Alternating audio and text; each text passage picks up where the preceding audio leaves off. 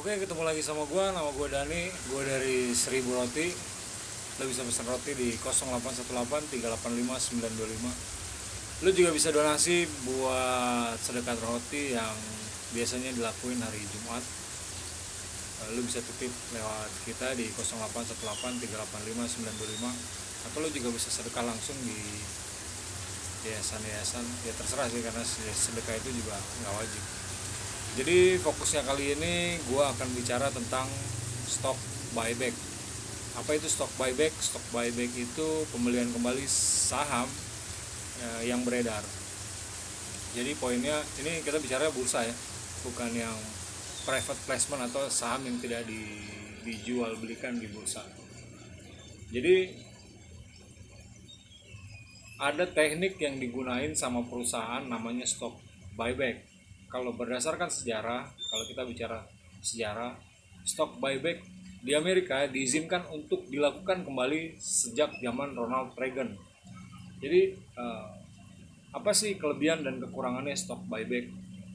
Stock buyback dilakukan oleh korporasi. Pertama, lu mesti balik lagi, lu mesti ngerti dulu akuntansi dasar. Jadi stock buyback itu biasanya dilakukan sama perusahaan menggunakan net profit margin.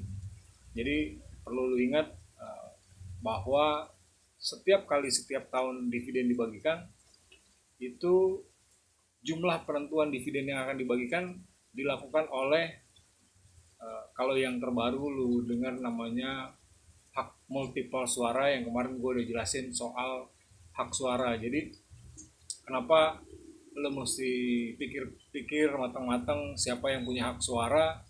Ya, karena mereka yang akan menentukan berapa jumlah dividen yang akan dibagikan. Selain jumlah dividen, mereka menentukan jumlah dividen itu juga kan pengurangnya adalah salah satunya adalah stock buyback. Nah, stock buyback ini dilakukan quote and quote ya.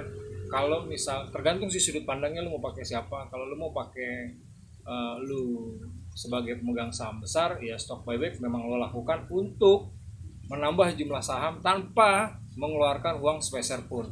Artinya begitu jumlah saham yang beredar itu berkurang, otomatis jumlah kepemilikan lu bertambah dan lu nggak ngeluarin uang sepeser pun, karena pembelian kembali saham dari saham yang beredar itu berasal dari net profit margin. Itu sebabnya sebelum Ronald Reagan stock buyback itu dilarang untuk dilakukan. Ada dua hal yang menarik mengenai stock buyback, tinggal tergantung lo mau pakai sudut pandang siapa. Beberapa waktu ini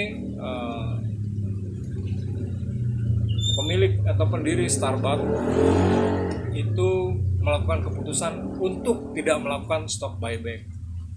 Dasarnya apa? Ya tadi, karena itu berasal dari net profit margin. Niatnya adalah uang itu dijadikan laba ditahan dan digunakan untuk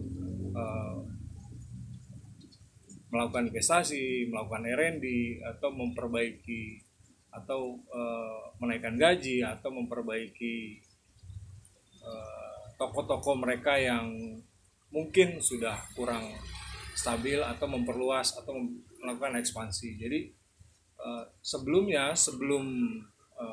jadi kalau di Starbucks itu ada krisis namanya pendirian SPSI lah, kalau di kita ada, atau serikat ya. Jadi ada labor union.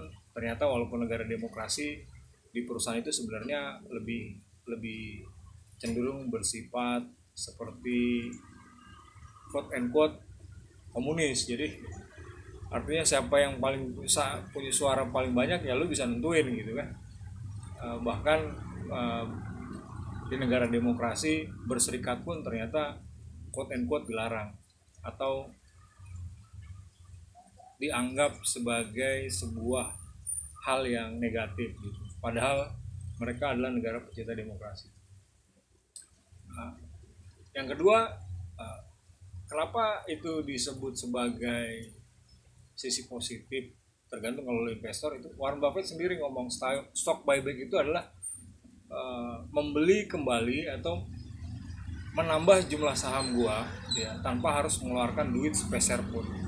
Jadi jangan senang dulu lu yang punya saham retail, begitu ada stock buyback memang harganya biasanya cenderung naik Tapi satu hal yang perlu diingat, stock buyback itu berasal dari net profit margin. Artinya kalau flow-nya itu atau polanya atau alirannya itu lancar, maka nilai saham itu secara tidak langsung akan bertambah dengan sendirinya tanpa ada intervensi goreng menggoreng pun dia akan bertambah, karena di perusahaan ada yang disebut namanya free cash flow to firm. Artinya dari net profit margin itu laba ditahan akan dikembalikan perusahaan dan berupa aset kan. Kalau dia jadi cash berarti otomatis modalnya jadi bertambah.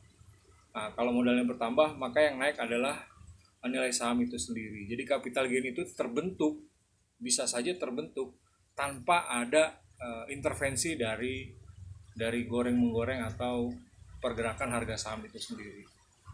Jadi sekian dari gua, poinnya adalah stock buyback. Lu mau duduk di mana, lu mau ngeliat di mana. Kalau lu posisinya seperti Warren Buffett, ya lu duduk di dalam perusahaan yang punya saham dalam jumlah besar, otomatis stock buyback memang menguntungkan lu, karena lu bisa memiliki saham jauh lebih banyak tanpa mengeluarkan uang sepeser pun.